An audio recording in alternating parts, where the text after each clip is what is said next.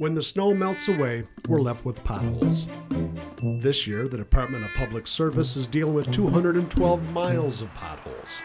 In Royal Oak, pothole repair begins with patching the main roads.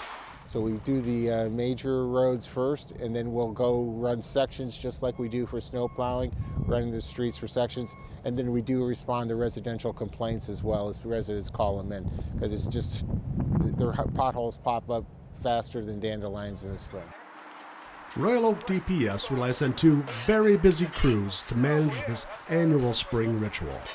Filling the damaged roadway with cold patch, the crews move from spot to spot, refilling the potholes as they find them.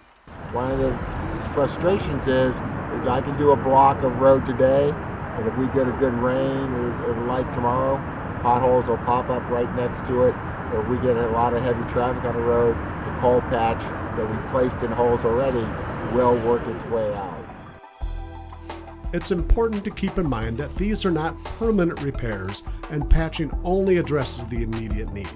If you have a large pothole on your street that needs fixing, call the Royal Oak Department of Public Service at 248-246-3300 or go online to the City of Royal Oak Public Services page and send us an email via the city website at www.romy.gov.